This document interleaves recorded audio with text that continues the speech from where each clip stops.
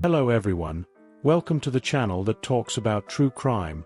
Don't forget to subscribe to keep up with all the episodes. In the peaceful town of Maple Hills, the sun had just started to rise when the Dawson family's peaceful silence was broken by a phone call. In a normal family house on a street lined with trees, the mother picked up the phone. She had no idea that this one moment would change their lives forever.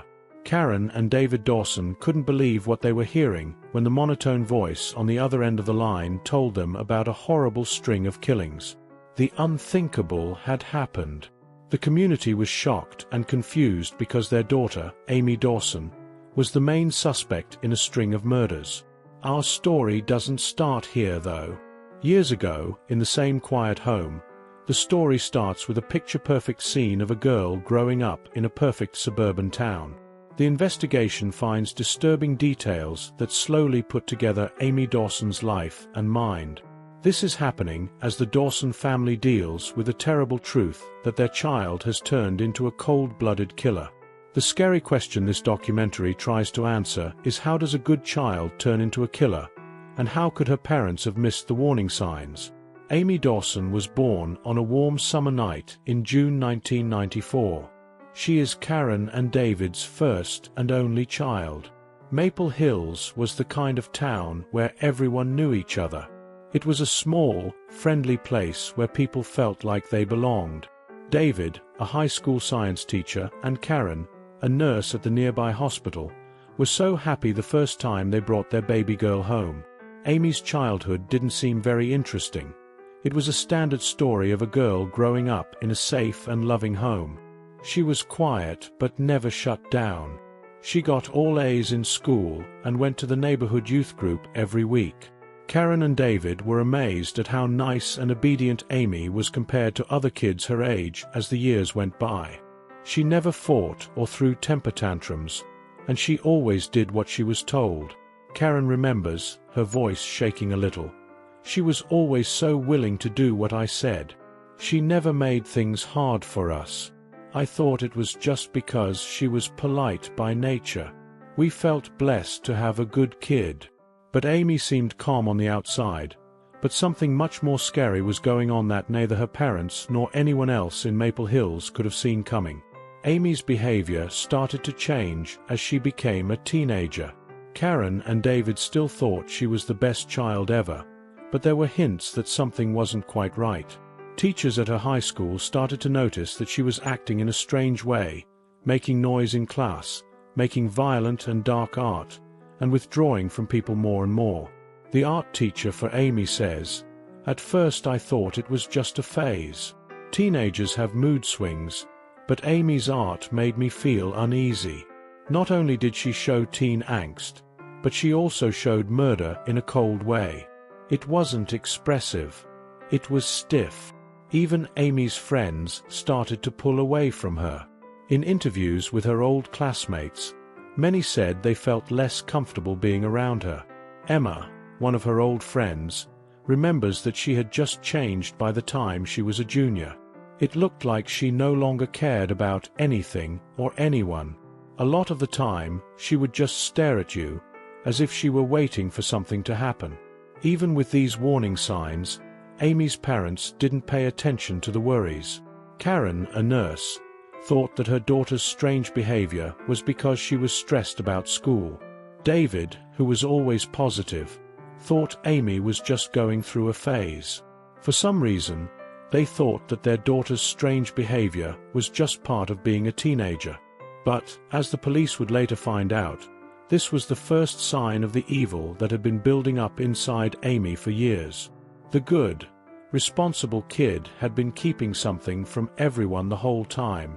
In the summer after Amy graduated from high school, there was a murder. Michael Grant, a drifter from the area, was found dead in the woods not far from town. He had his throat cut in what looked like an unplanned act of violence. The town of Maple Hills was shocked by the violent crimes that happened there. The cops didn't have any leads, and the crime was written off as the work of a tourist. However, it wasn't long before more bodies showed up. Killings happened all over the place, and the victims didn't seem to be connected. A woman over 80 in her own home, a teen boy found killed by the river, and a young mother stabbed to death in the parking lot of a grocery store. The town was filled with fear as each murder got worse than the last. People in the town started locking their doors at night, which was something they had never done before. No one thought Amy was guilty at the time. She had just started college and was living with her parents while she drove to a nearby school. From the outside, she looked like any other young woman. She was quiet and focused on her work, but she was still the polite girl they knew. But later, the police found out that Amy had been living two lives. The quiet, loyal daughter who lived at home was actually a cold, calculated killer. With each murder, she became braver and more sure of her ability to stay away from police. On an otherwise normal day in November, the truth about Amy Dawson came to light.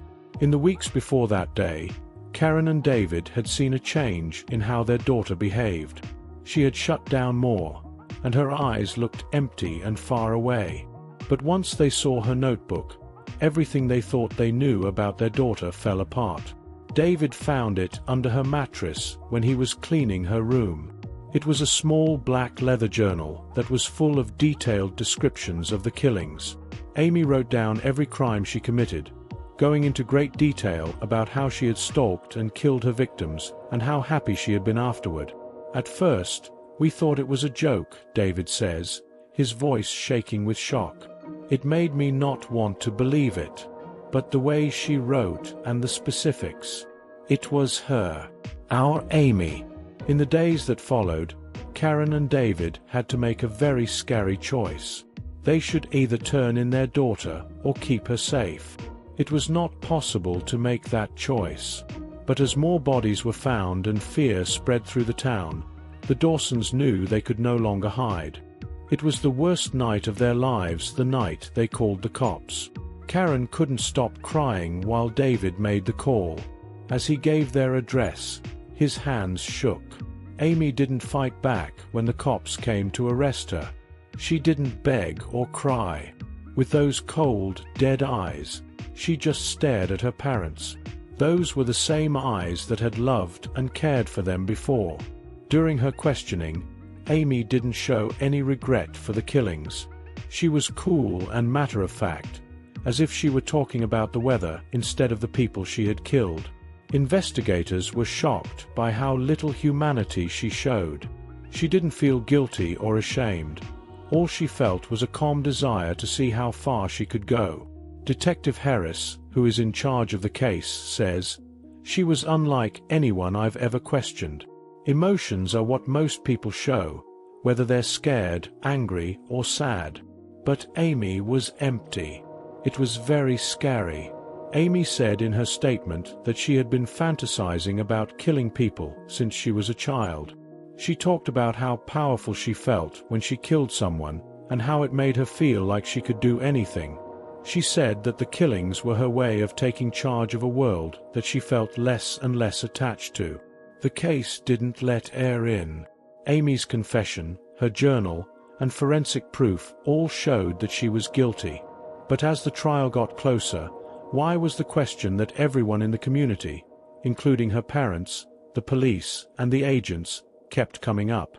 How did Amy, who had grown up in a loving home, become such a bad person? Amy Dawson's hearing was one of the most talked about in the history of the town. News outlets from all over the country flocked to Maple Hills to write about the small-town girl who turned into a mass killer. Every day, a lot of people from the area, reporters, and even strangers came to the courtroom just to see Amy. Karen and David were sitting in the front row. They had pale, serious looks on their faces. Their lawyer told them not to talk to the press, but their quiet only made the reporters think more about what might have happened. What kind of parents could raise a child who turned out to be a killer? What went wrong? Amy's lawyers tried to show that she had a mental illness that hadn't been identified. They said that her violent fantasies and lack of empathy were signs of a deeper mental disorder. They called in experts to talk about the chance of psychopathy or antisocial personality disorder. Amy's spooky statements and journal entries, on the other hand, helped the prosecution paint a picture of a cold, calculated killer who knew exactly what she was doing. It only took the jurors less than 2 hours to decide that the person was guilty on all counts. Amy Dawson was given a sentence of life in jail without the chance of getting out. Amy didn't say a word as the judge read the sentence. It looked like the result didn't bother her at all. Even though the trial was over, Karen and David Dawson's worst fear was still not over. Their daughter, whom they had loved and raised, killed many people. The weight of that truth was too much to bear. They had to leave Maple Hills because they couldn't stand the looks and whispers of their old neighbors and friends. No one in the small town where they moved knew about their story. Karen and David had a hard time coming to terms with what had happened in the years that followed. They went to see Amy in jail once, but it was too painful. Amy was cold and far away, like she didn't even know them. Karen says in a low voice, "I don't know that girl. The girl we raised is no longer with us. That woman is not known to me." People in Maple Hills are still scared about the story of Amy Dawson. The story is about a child who seems perfect but is hiding a terrible and dark secret. But it's also a story about how terrible it is to deny something. How Karen and David missed the signs that something was very wrong because they wanted to believe the best in their daughter. Since then, experts have said that Amy's actions showed many of the signs of a psycho. She doesn't care about other people, wants to be in charge, and can control the people around her. But it's still not clear how much of this was nature and how much was culture. What could have been done to stop the terrible event? Or did Amy always have to go down this dark path? Even though Amy Dawson was found guilty at the end of her hearing, the effects of her actions were still felt in Maple Hills and beyond. No one involved in the case was the same after learning about her acts and how they affected her mental health. Amy's life at this point was more than just a study in law enforcement. It turned into a scary look into the worst parts of people's personalities. Karen and David's mental breakdown was a lot like how their daughter's identity was falling apart. In their search for solutions, they talked to psychologists who looked at Amy's behavior from when she was a child to when she was an adult. As experts talked about Amy's seemingly perfect childhood, each meeting made her parents feel worse. One psychologist, Dr. Stanley Hirsch, said that Amy's lack of feeling was a sign of psychopathy, a problem that had probably been building up for years. In an interview, Dr. Hirsch said that she probably felt feelings differently than most people, even when she was a child. As a kid, she was very obedient and willing to follow rules. This might not have been a sign of a healthy child. It might have been a sign of being emotionally distant. She didn't protest because she didn't have a real link to the world around her. Karen would later remember that these talks, even though they taught her a lot, hurt her heart like being stabbed over and over again. How could the girl she had held in her arms, sung to sleep at night, and loved so much become someone who could do such horrible things? The picture the experts painted wasn't of a child who was pushed in the wrong direction. It was of a child who may have been doomed from the start. David, who has always been a realist, found comfort in knowing how Amy's behavior was caused by science. It took away the guilt, but it didn't go away. Had they added to her sadness in some way? Were there any changes they could have made? It seemed like every answer the experts gave them led to 1,000 more questions, and none of them gave them the peace of mind they were looking for. It was just as scary for Amy to be locked up. Her attitude didn't change as the years went by. She stayed cold and calm. Guards and other prisoners said she was eerily calm and didn't show any signs of fear or regret. The staff was confused by Amy's total lack of response to her situation. Some of them had worked with violent offenders for decades and had never seen someone so disconnected from their crimes. One prison worker who worked with Amy every day said, "She doesn't seem to care that she's here. When people understand they'll be here forever, they usually get mad or at least upset." But her. Nothing. Like she already knows, or, even worse, like she never cared in the first place. Amy quickly became known in jail for being smart and being able to get what she wanted. Although she rarely got into fights, she had a way of controlling the minds of those around her.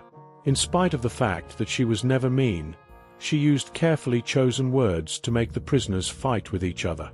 Soon, Amy was seen as a shadowy figure in the jail. People were afraid of her not because she was strong, but because she was smart.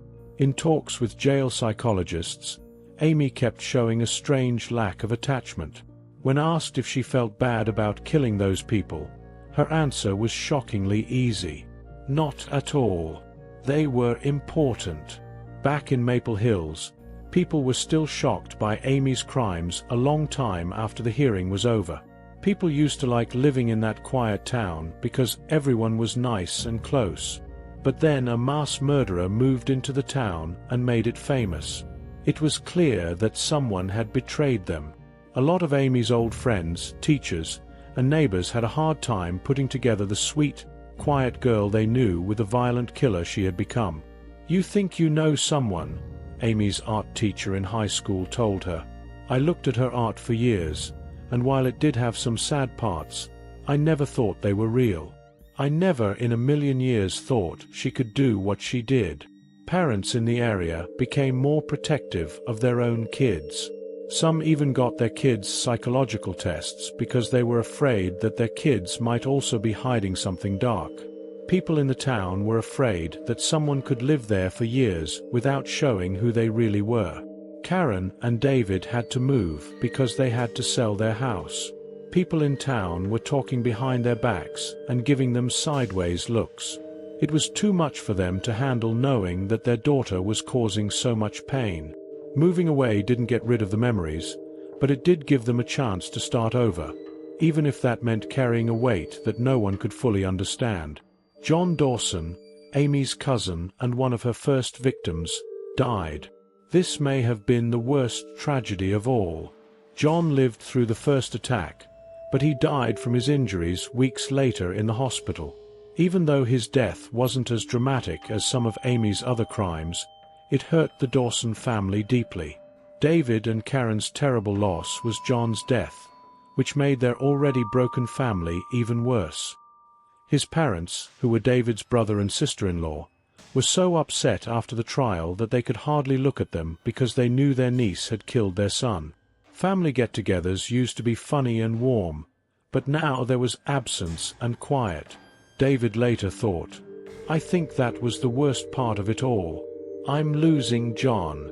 Yes, all of those lives were lost, and I don't mean to make any of them less important. But John, he was family. He was our blood. Amy took him away from us. The story of Amy Dawson was talked about all over the country. A lot of people were not sure if justice had really been done. Some people said that Amy's lack of regret and her planned approach to the killings meant that life in jail wasn't enough. Shouldn't someone who is so cold and doesn't want to change be put to death? Some people said Amy's mental state should have played a bigger role in how she was sentenced. Was she really in charge of what she was doing, or did she have a very bad mind? Legal experts broke down the case and used Amy as an example of how complicated criminal justice can be. There was a lot of talk about punishment versus recovery. Could someone like Amy be fixed? Or was she too damaged to be saved? Could she be helped to feel emotions? Or was she just born that way? In the end, Amy stayed in jail, and her punishment did not change. But people still talked about what should have happened to her long after the trial was over. She became a case study in both the legal and social communities. The city and the country as a whole will always remember her crimes and the fact that no one has a clear answer. Things would never be the same for Karen and David again. Even though the experts told them Amy's behavior was probably caused by things they couldn't control, they felt terrible about having raised a killer. Small things, a new place, new routines, and each other helped them feel better. But Amy's crimes, John's death, and the fact that their family would never be innocent again would leave a hole that could never be fully filled. In one of her last interviews, Karen said, "We visit her sometimes, but it's hard. She's not the same person. Or maybe she is, and we just didn't know her well enough. I'm not sure which is worse." David, on the other hand, kept his cool, even though his eyes showed that he had seen too much pain. "He told me to do what I can to move on. But this can't really be moved on from." One scary thing about Amy Dawson's story is that it shows how bad things can be under the surface of even the most normal lives. The story makes me wonder more than it answers. This is a story about nature versus culture, guilt versus innocence, love versus betrayal. The Dawson family and the people of Maple Hills will remember this story for a long time. It's not just about a girl who turned into a killer in the end. It's about how trust is easily broken, how unpredictable people are, and how terrible it is to turn a blind eye. The Dawsons' lives used to be full of love and happiness, but now they are marked by sadness and silence. The darkness that had been growing in their home for a long time has torn their family apart. The damage Amy did to Maple Hills will never fully heal for the people who live there. They will always wonder what they could have done or what sign they should have seen. But the truth is that some monsters just can't be stopped. When someone is born, they don't change. Their real nature only comes out after they've done harm. In this episode, we look into the darkest parts of people's minds and the acts that shock the whole world. Don't forget to subscribe and hit the bell to stay up to date on all of our new shows. Stay safe and close to the people you love until next time.